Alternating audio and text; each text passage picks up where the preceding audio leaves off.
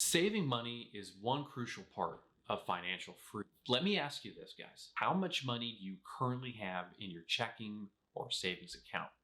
Think about it this way. What if something happened to your job? How would you cover yourself? Well, on today's video, I wanted to discuss how and why saving money is so important. Hey everyone, Jonathan here. Let's start talking about money. Saving money is a crucial part of your financial freedom journey. When I first started moving here to Philadelphia 8 years ago, I had a plan in motion to start saving money for future costs. Things such as furniture, living expenses, and ultimately having to pay rent. With doing so and raising that $5,000 of saving money, I felt comfortable to make the move in the worst case scenario that the job that I moved for did not work out. Never would have made those savings goals. I would never have moved down to Philadelphia. So let's dive a little bit deeper into saving money and why it is so important. You would think a lot of people end up saving money, but honestly, that's a big no. As of right now, in America, 63% of Americans, which is 3 out of 5, are living paycheck to paycheck. If something unfortunate happened to them, like job loss or something breaking down, like say their car, they would end up in financial turmoil and dive deeper into debt. Currently, 59% of Americans have less than $1,000 in their savings account. With the increase of prices rising across the board, $1,000 does not get you as much as it used to. So you're probably thinking, hey John, how can I start saving for these unexpected events in life? Number one is start putting money aside into a savings account.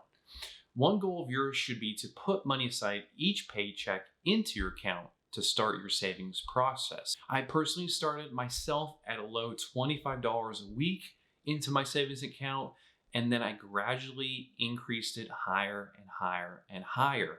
Now, what you can even do is you can try to kind of make a challenge out of this and see how much you can actually save on a weekly and monthly basis. I believe when I was and still saving at this current time, I was going anywhere from 25 a week to 50 a week to then 100 a week and so forth. It's all up to you. As long as you can keep paying your bills and have that cushion to start saving, start saving. The next step I highly recommend to saving money is cut down on your overspending. A lot of things in life are, hey, I want to buy this, I want to buy that, but you really don't need to keep buying new clothes all the time, cool accessories for your phone, nice TVs, things like that. By not overspending, you can actually save yourself a good amount of money. One rule of thumb that I like to use personally is needs versus wants. Is it something I really need? For example, like food, clothing, or shelter, or is it just something I want, like that cool 80-inch Samsung TV? That's the main thing. If you stop overspending, you'll actually start saving.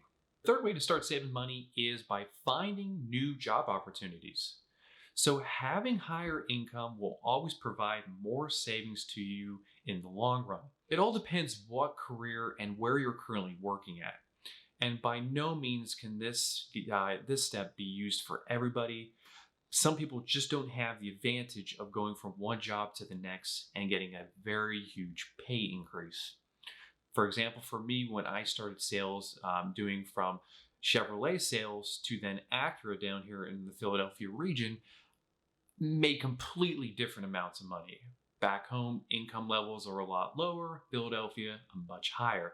So as you can see, there was quite a difference as far as job opportunities and income that I actually brought in. And your fourth goal should be paying off your debts.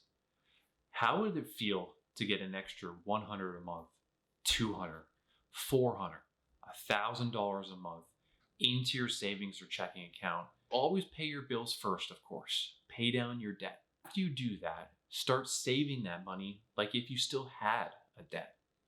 And when you stop paying all those interest fees, your credit card charges and things like that, you'll see how much you start saving up money.